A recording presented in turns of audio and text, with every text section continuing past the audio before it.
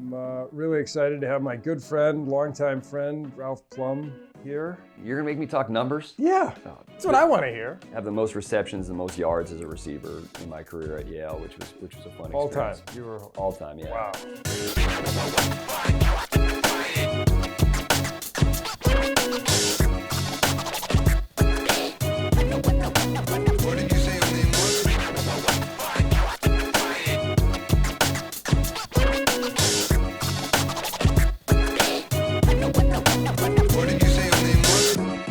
All for tuning in. We're glad to do another installment of CDA Live.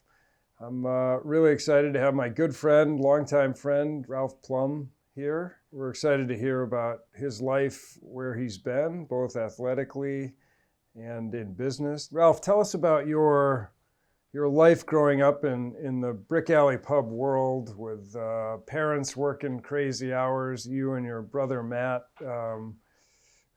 doing your thing. Tell us about that. So it's kind of weird now, as being a parent, you don't realize all the other things that are going on during all that kind of craziness. But my parents bought Brick Alley and started Brick Alley in 1980. So I wasn't born yet. I was born in 83. So all I knew was that life, that restaurant business. So in the summer, my parents worked a ton, obviously being down there. So my brother and I used to go to sport camps almost all summer long. We'd go to one was a hockey camp at Providence College, and there's 4 sessions of it. We'd go to all 4 sessions.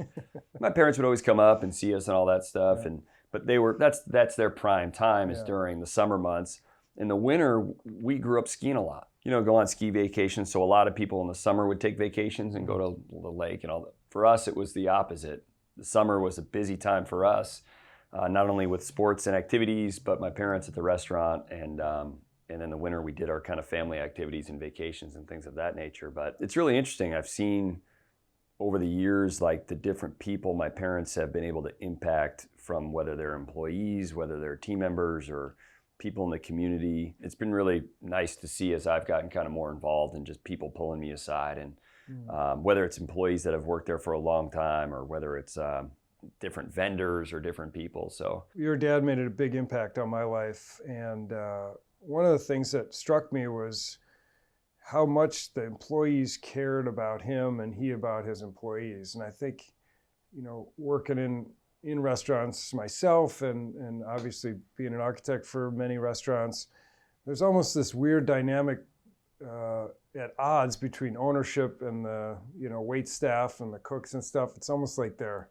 on different teams. And man, your parents, it was the opposite, it seemed like. And you've told me about things that go on there as far as how much the staff loves your parents and vice versa. Any of that sort of rubbed off on you?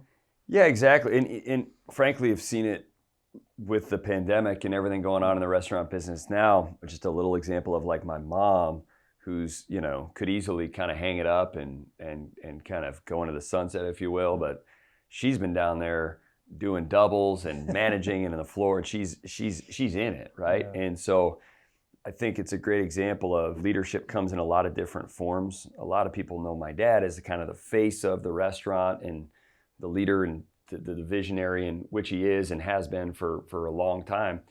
But my mom has been that person, in the trenches a lot of times with the staff, with the team. And so there's a lot of different types of leadership. And as we look forward, how do we bridge that gap, and how do we fill those 2 voids, that are gonna, come at some point, right? And so it's amazing the feedback I get from staff about, oh my gosh, your mom's, and we've known that for a long time. Yeah, she makes the trains run on time, right? Oh my, to say the least.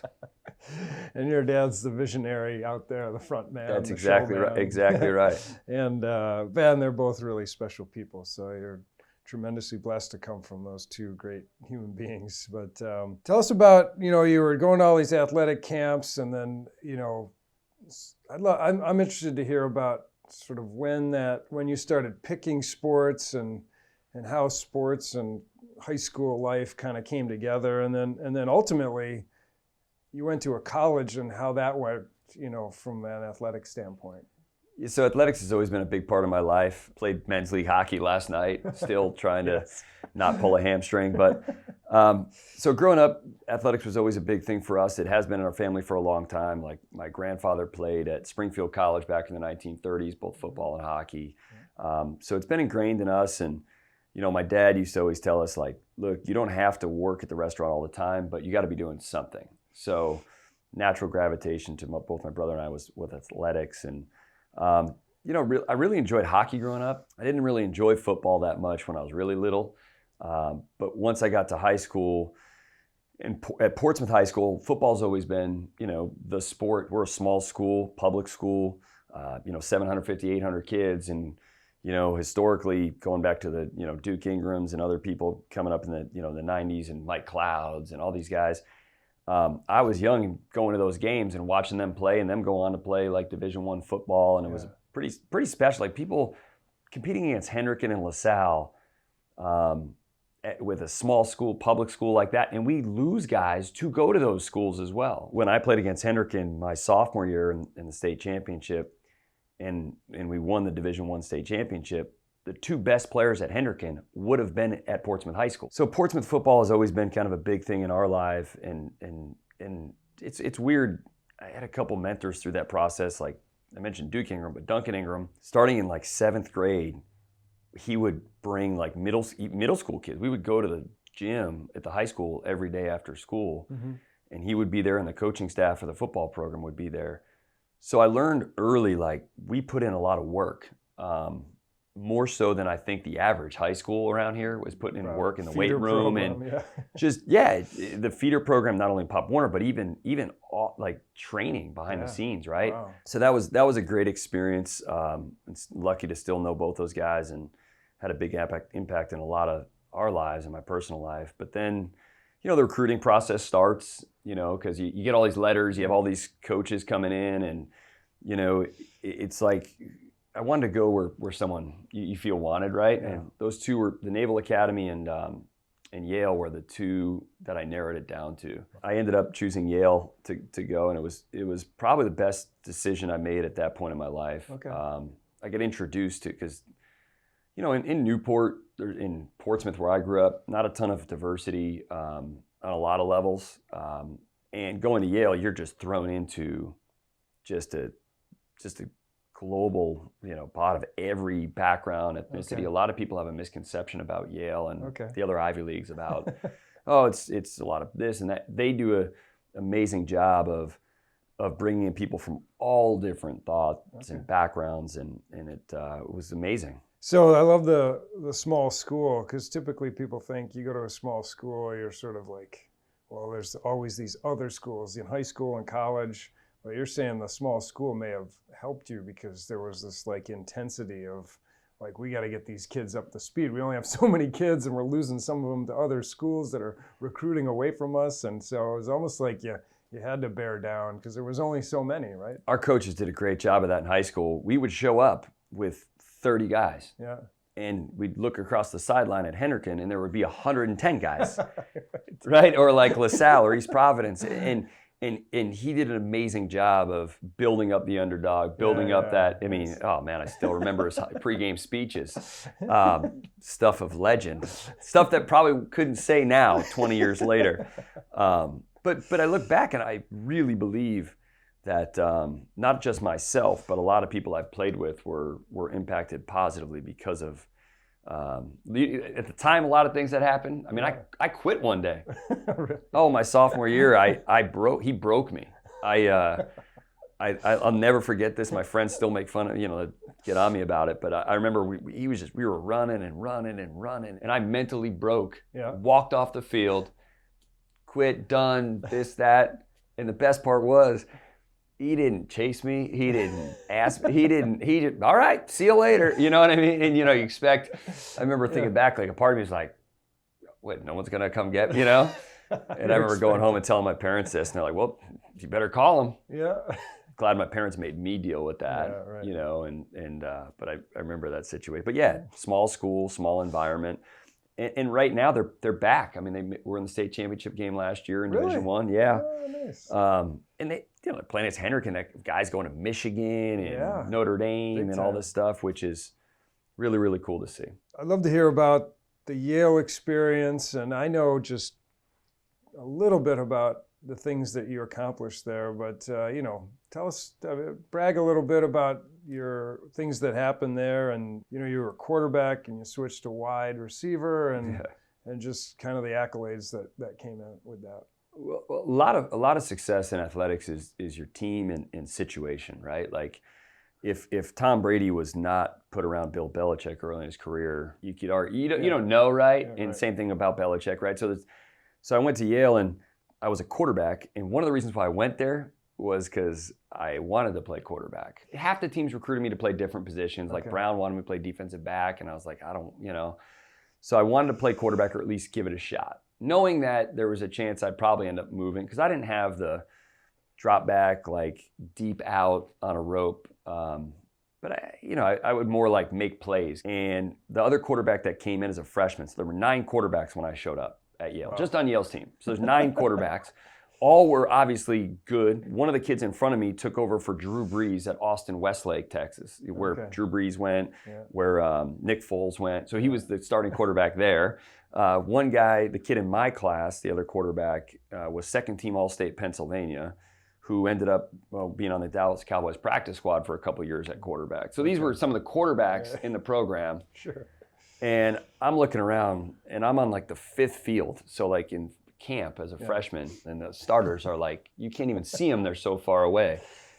And I've always been someone that wants to play and be involved. Like so I'm sitting there like on day 3 or 4, and I'm just like, how am I going to get on the field? Yeah. And I've always had a sense of urgency to try to solve problems, which in some ways is good, in some ways it's not good. But for this story, it's good. Yeah.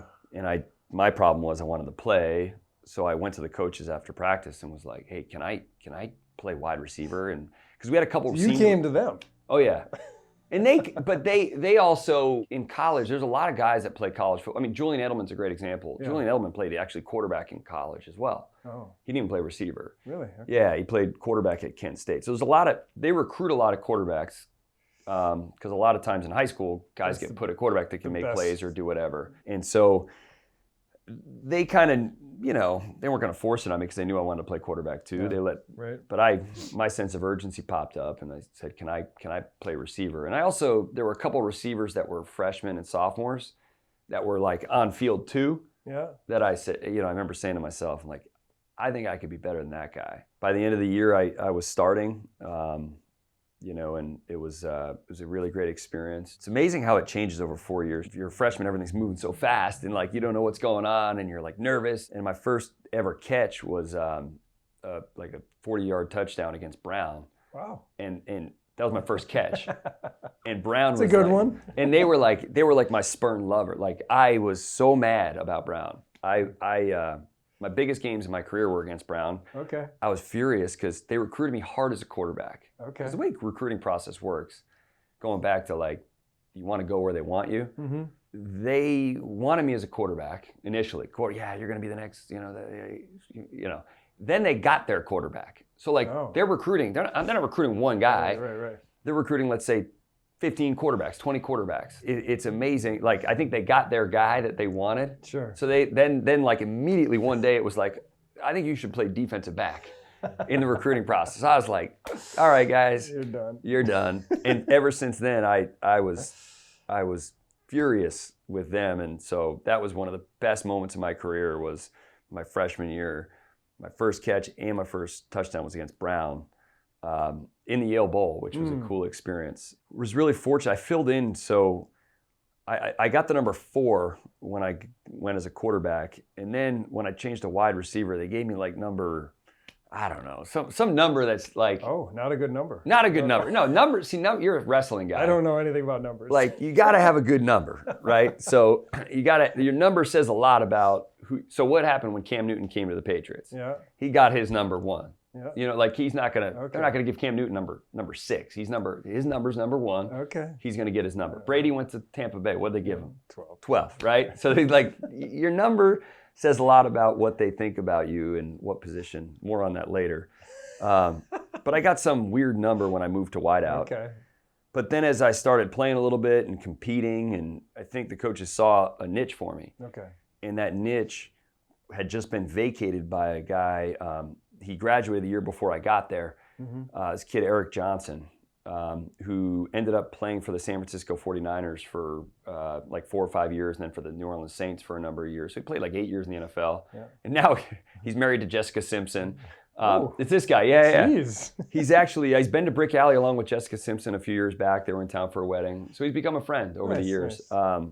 But he vacated that position. He left, and he was the all-time leading receiver at Yale before I had gotten there.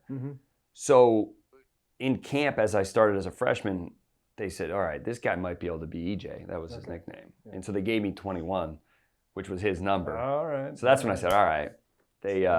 So they gave me 21, and they were like, you need to do what he does. So all I did was watch his film, study what he did, what routes did he run, how did he do, and I just watched every film they had, and I just kind of filled into that void. All right. And that's why I brought up your situation, your coaching staff. Like, I fell into a nice niche with my skill set and what had come before me to be able to have some good career over the 4 years. Now, I'd like to hear about just D1 sports in general. And Yale's is like another weird twist, I would assume. Absolutely. Versus like a Big Ten school or something, but it's not a Big Ten school. I mean, are you lifting? Are you eating like 10 meals a day? Are you sleeping 10 hours a day? So Yale's an interesting place. In the whole Ivy League athletics is an interesting place because academics is number one in these Ivy League institutions, and most of us go there obviously for that opportunity, right? But we're also athletes at heart, and so there's this weird mix. There's a lot of working out, a lot of structure, a lot of rigidity to it. I don't know. It was what I knew, right? Okay. And I enjoyed that part of it. There were some guys that weren't as committed to their craft, to their athletic career, that did, would show up late. I don't know. For me, it was easy. It was like I was the first guy in, last guy out. Yeah. You've been doing it since middle school or whatever. Yeah, right? A lot of these guys were too, but it's just that was always my mentality. If I wanted to get ahead and I wanted to, move up that depth chart and accomplish the goals I had, I don't know. It was a fun time. It's definitely not the Big Ten experience. We had one game that was like the Harvard game. Okay. Because you have 55, 60,000 people there for that game. Yeah. But otherwise, at Yale Bowl, we play with 70,000 person stadium. And you're playing Holy Cross. Yeah. There's 15,000 people in the stadium. It looks like there's nobody there. Definitely not like the Horseshoe against Nebraska, like I was there a couple of years ago, and a little different experience. Big time. A little bit different. The whole state shows up. I know you had some accomplishments there, so at like wide receiver and all that. You're gonna make me talk numbers? Yeah. Oh. Yeah. Come on, man. Well, the good news. That's what I want to hear. Well, one of my records, actually, both of them just got broken. Okay. Forget that. So they're all gone. I'm still living in the. I might have like one. Era. I have one niche record, like some little thing. No, I went on to have the most receptions, the most yards as a receiver in my career at Yale, which was a fun experience. All time. You were all time. Yeah. Wow. We've been playing football for a long time. Because Yale's a brand new school, so brand new.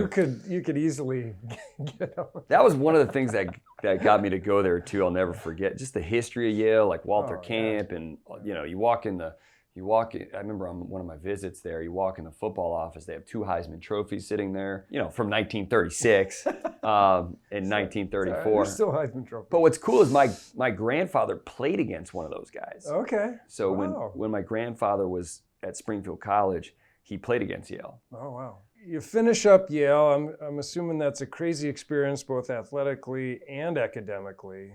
And then you're out on the streets. You're the hero football player. You just graduated. Not at Yale. Yale doesn't have hero football players. No? They have hero scientists. You're my hero if you were the top wide receiver in school history. You got all this fanfare. Things are great. You just graduated from Yale, and then what? My goal going to Yale, like when I was through that, I was an economics major. Mm-hmm. and I wanted to go work on Wall Street in finance. That was my goal. And I worked for a guy named Jonathan Bush, who was former President Bush, like the old Bush's brother, and HW's uncle. He was a Yale guy, and he had a little money management firm in New Haven. So I got this job as a sophomore, working in this 5-person investment office. I ended up basically doing all the research by the time I was a senior. It was an amazing gig. Wow. Like, Nice. oh, he was Nice. another amazing influence on my life. I'll never forget, I walked into his office one time. He asked me to do a research report, and I did an average job on it. And I remember he sat me down, and he's the nicest, kindest guy, but he just put it aside, and he just flat out told me it was not good. And I'll never forget that feeling of disappointment I had in this guy that I really looked up to, because he introduced me to a lot of people. I mean, I'll never forget, I used to drive him to New York, and he'd be on the phone, he'd be, Ralph, call this person. I mean, really, really cool experience. Yeah. You know, he'd be talking to his brother on the phone, on speakerphone, like, Wow. you know, just, Yeah. and very down-to-earth people. And then when I went to go, after I graduated, I interviewed with, you know, Goldman Sachs's, Lehman Brothers, and all these big banks. He like helped me get, because my GPA was not a 3.8. To interview at Goldman, coming out of school, you generally need a 3.5 just to apply. Yeah. I didn't have that, partially because I struggled early on in my career. I took it seriously, but I was a little overmatched. So I got job offers from Credit Suisse, like an investment bank, and Lehman Brothers and these different banks. But I also, my senior year, got approached by sports agents to go try to play in the NFL. So Eric Johnson, the guy who came before me in my college career, his agent approached me as well and said, hey, he just, you know, Eric now was his 4th year in the league, playing for the 49ers. And Eric, at one year, he had like 100 catches in the NFL in a single season. Wow. So he was not a, you know, backup. He played. Yeah. He was the tight end when Jeff Garcia and T.O. were on the Niners. And they were doing, he was the tight end, making plays. And so this agent approached me, and long story short, I signed with him after school, and I put on 40 pounds between my senior year. When I finished my senior year in November after the Harvard game, I put on 40 pounds in about 4 months. And it was crazy. And people first like a different human being. I was massive. And people, I got up to like 268 pounds, and people were like assuming I was on steroids. I've always been someone that if you can't do it, you know. So I ate and trained and ate and trained and ate and trained. And you weren't doing that during football season? So I already was 225 pounds as a wide receiver, and that was a forced weight. I weigh less than I do now. I weigh less now than I did when I graduated high school. So it was always a pressure for me to put on weight, but it was even more so. Okay. So then after school, I signed with the Oakland Raiders, as an undrafted free agent. Went out there to mini camp. And practiced with guys like Randy Moss, Warren Sapp, and all these guys. It was a really cool experience. Looking back, I probably put on too much weight because you're in this mode of like trying to get bigger and bigger and bigger, get bigger, stronger, faster. I probably should have. That's neither here nor there. But I got cut, released. My agent wanted me to go go to NFL Europe because that still existed, or Canada. I was just like, you know what? I'm done. So I had this weird gap. I was telling someone this story the other day where I got these job offers to go work in finance, and they thought it was awesome that I was going to go, I had an agent was going to go try to play in the NFL. They were like, oh my gosh, that's all they wanted to talk about with me. Right. So when I told them I was going to sign and pursue that and decline the job offers, they were like, awesome, call us when your career ends, right? So then my career, I forced my career. I was like, I'm done. This is now 5 months after graduation. So I'm like, I got a year to just go do something without having to actually get a job at one of these, because at a certain point they're not going to give you, they're going to be like, I can't call them 5 years later and be like, all right, I'm ready for the job, right? But I figured I had a little bit of time. So I went and worked with a couple buddies of mine who I'm still partners with to this day down in New Haven flipping houses. So that was my first entry into real estate. I always had this entrepreneurial bug, partially because my parents had never worked for someone. So I didn't know anything different. And these were guys that I'd known. They're older than me. They're 5 years older than I am. But we had a similar mindset and approach and personalities, and I thought it would be fun. And totally different world than anything else. Totally you were different. Doing, totally right? different world. Because real estate's not in your background or No, at that point. Other than living in houses and You've lived in a house. Yeah. Well. yeah, I did. That's I knew nothing about it, and it was just a really great experience being around. And to be frank, they were figuring it out. Okay. And I'm sure they'd say the same thing. Like, we were working our tails off, educating ourselves, and I think the key was there was a lot of good people together. It was like people that were willing to figure it out and share resources and stuff like that. So I went and worked with them for about a year, and they were on Flip This House in New Haven back. This was back when Flip This House was like at its peak. This was 2005, 2006. Okay, yeah. Yeah, it was 15 years ago now. Yeah. So I was on a few episodes of that with them, and they took it to the. Again, my sense of urgency. I'm like, I want to get my own thing going, and so when I originally went to work with them, it's like, hey, I'll be here for a year, but I eventually want to go back to Rhode Island and do my own thing. And that was the original deal. Mm-hmm. And I ended up sticking to that, coming back to Rhode Island, starting a couple companies and doing that. And they stuck with that, and they just blew up. Okay. I mean, blew up. And they're doing amazing to this day. And I still work with them, and I've gone back with them and still do a lot of stuff. But that's kind of how I entered entrepreneurship. Was I had this gap to where I didn't have to. And a lot of my friends who went to go work in finance, they were pulling all-nighters, and they're the new guys on the street. Yeah, to prove themselves. That's it, right? Yeah. And I was like, I was just having fun with these guys I enjoy working with. So great. That was the entry into it. Well, that brings me to the spot where I met you, which was your dad calling me and saying, hey, my son's in town, which I didn't know anything other than I briefly knew about the football thing. And I'm starting Cordtsen Design right around that point. And he's like, he's here to build houses. And so I think we did some small job to begin with, you and Mike Marcello throwing hammers around in some addition. And then, you guys did it and knocked it out and gave you another small job, and we just kind of made our way together for a little bit. 06, 07, so 13, 14 years ago. So I mean, I was doing some investing, but also I said, I started this building company with a friend of mine, Mike, and, you look back retroactively, you're like, man, I knew nothing. Right? When you're, and I wish I would have known then what I know now type stuff. But it was a great experience. Always enjoyed working with you. And I remember when I met you, you're working for another firm. And I'm like, I'll never forget this. I'm like, this guy, talking about you, is like easy to work with, dynamic, you do a great job. Like I had struggled with other architects and other situations. I'm like, why don't you do your own thing? I remember that discussion, and I'm glad you did, and it's so awesome to see what you've done. Well, thanks. So you got this building company, and then tell me about the transfer of that to what you do now.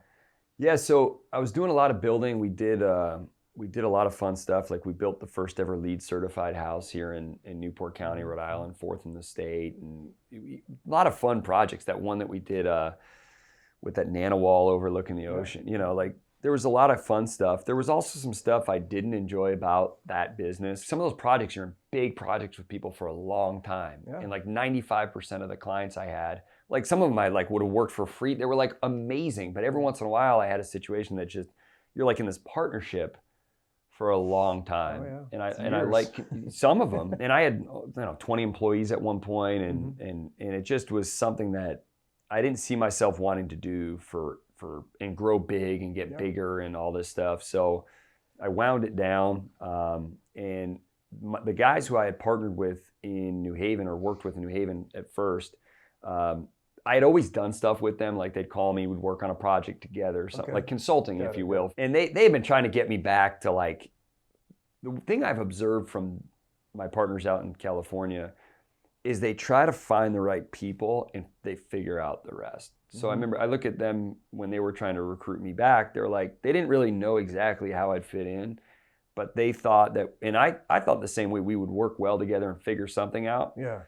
And I could find my niche with them, and they were right, and it worked out. But I've seen them do that with 30 people that they think they can work well with, and they figure out opportunities as their business grows and gets vertical and things like that. So it's been a great experience with them. I went to San Diego where I was primarily out there for a while and helped get a company off the ground with them that's still running today and doing well. But it's a very COVID affected business. When COVID first hit, I was in Florida with my wife and kids, and we're in the live events business, and we put on large events all throughout the country, lots of them every single week. So basically the goal is get as many people in a ballroom as close together for 3 days as possible. Yeah. Probably the worst COVID. Oh, by the way, get on airplanes to go there. Probably the worst COVID business. And I'll never forget when I was in Florida with my family, and literally we're like, this event, this governor changed this governor changed this governor, and it was like, meanwhile, I'm on the phone with my brother with the restaurant. That was when they were talking about canceling St. Patrick's Day Parade, which is our busiest day at Brick Alley all year. Like people look at Newport as a summer town. The number one busiest day is St. Patrick's Day. Yeah.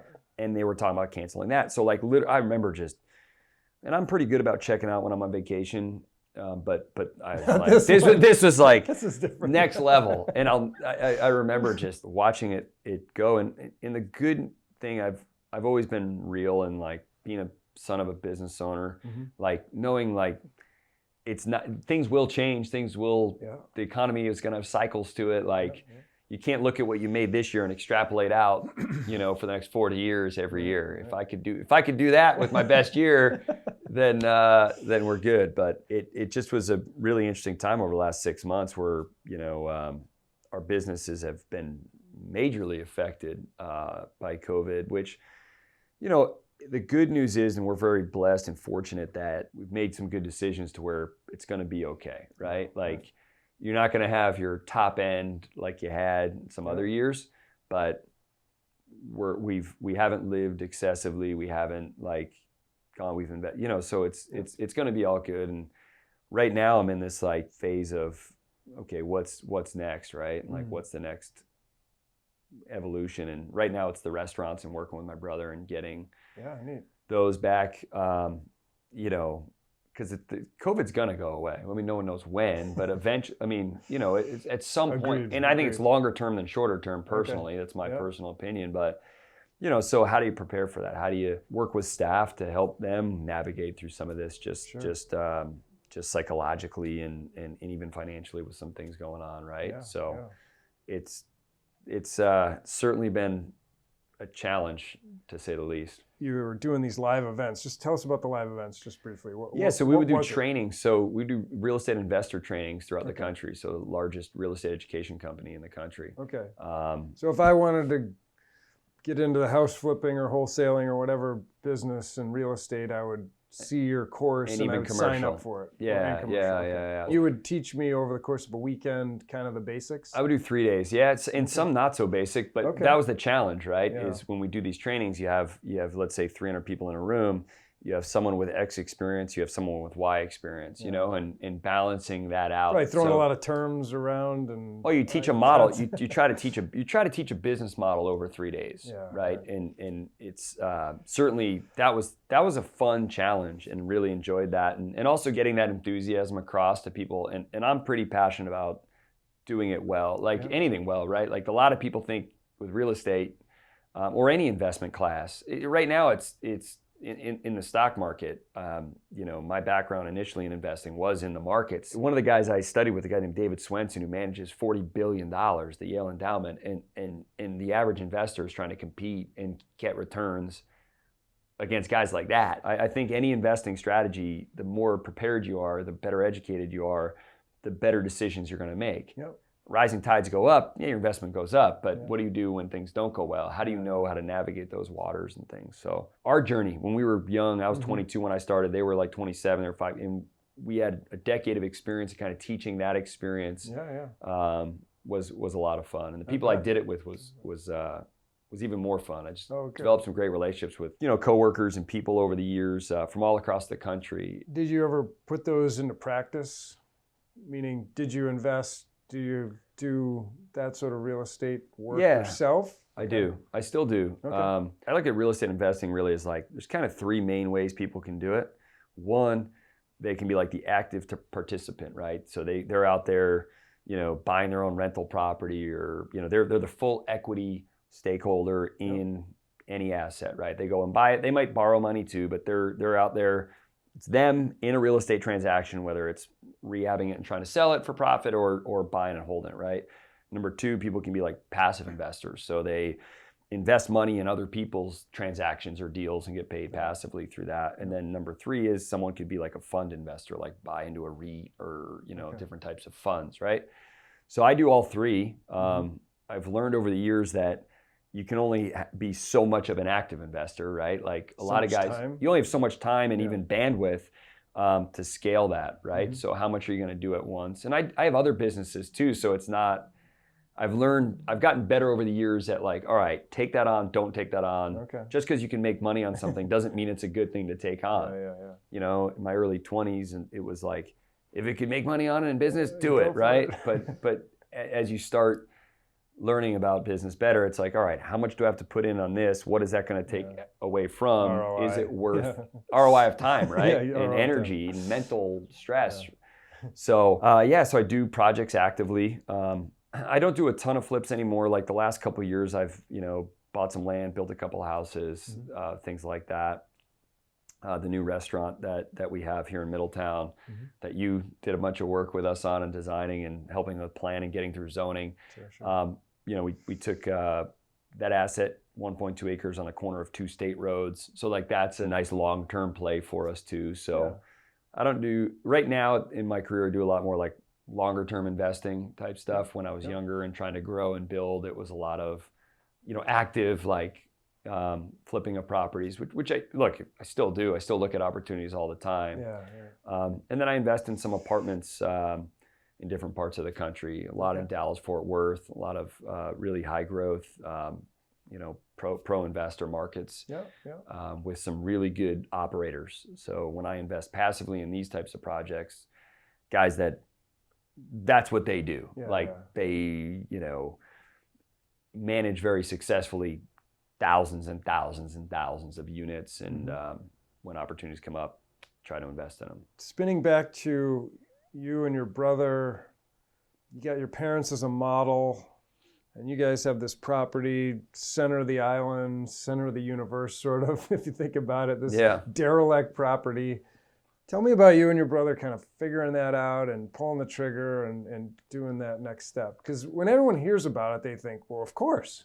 Yeah. But at some point, it wasn't even a thing. So I've never had a problem pulling the trigger. The way I looked at that transaction, so it's the old Grange building in Middletown that's been vacant for 12 years.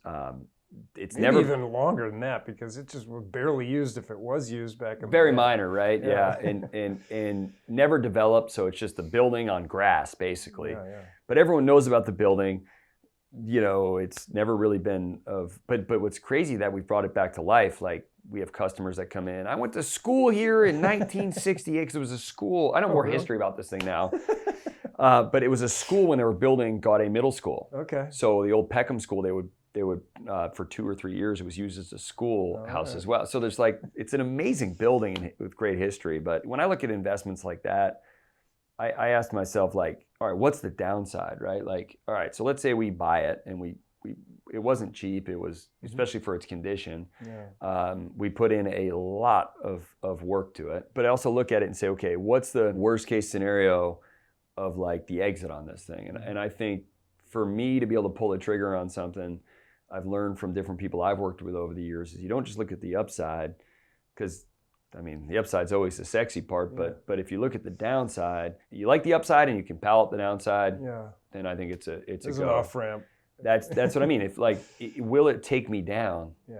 If if it doesn't go the way we plan, and that's why we did it. And didn't plan on opening it during COVID. Who did, right? It's so funny how people come in. It's like, that's awesome. You guys opened during COVID. It's like, well, we didn't have a choice. The train's moving, right? And that's one thing that athletics has taught me too, is like, you're going to have adversity, so if your starting tackle goes down, the game still happens on Friday, right? It's like, you don't, next play, next play, next player, next deal. Like that's one great thing about athletics is, you show up at a wrestling match and you don't feel well that day, or you got hurt in practice. Like the match is still on Tuesday.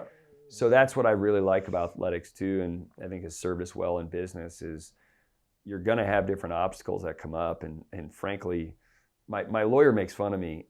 He calls me Lemonade, and that's his nickname for me because he's like, you always got the lemonade side. I'm like, I also look at the downside, but you have to look at the opportunity in front of you just for your own mental well-being. Rather than all the problems you have. Because that's a natural tendency for everybody, right? Especially Fear. as a business owner, as an entrepreneur, you get hit with something, you're like, oh my gosh, how am I gonna deal with this? Because you got 14 other problems that you're dealing with. It just depends on what side of the spectrum you're in. I mean, I personally am in the two of the worst COVID businesses. But again, during the other times, non-COVID, I was in two great, so it's, I think it all evens out over the, I mean, I wish I was, last 6 months, I wish I was in the vinyl glove manufacturing business or, mask making. That's what I mean. If you're in the mask business, you were like this thrown to the side business, no one, not sexy at all. And now all of a sudden you're just like the king. We're the best. best. You're like, it just, it's weird how it works. So, as people are listening to this, a lot of our clients are entrepreneurial, own their own companies, which is exciting for me because I'm of the same bent. But someone who's either about to be an entrepreneurial, they have that engine in them, or they've already started a company and they're in the whirlwind. What do you have for folks like that? If I look back at some decisions I've made that are well in business, some that are not, and you look at situations handled and situations not. You look at try to look at inflection points, right? And where have you had the biggest growth and the biggest trajectory? And I think everyone looks for that magic pill, right, or the magic button of oh my gosh, I need this, or if I only had this, right? But I truly believe business becomes a lot easier when you have the right people on the bus. I've learned that from just my own situations, external observations, even just staffing businesses, you're like, man, if I had 8 of those, my life would be way easier, And so just trying to have the right people that can make you better, hold you accountable, and vice versa. Just people in your life, in other areas of your life too, is always really, really helpful. Because that's where we want our business to grow, but sometimes we don't focus on our growth personally, right? So as we can, if we can become better, we can serve our team better, and when they look and want to be around you more, they'll work harder for you. It's like this constant balance. Sounds like Ralph Plumb Sr. Comment, right? I don't know. That's your dad did that in spades.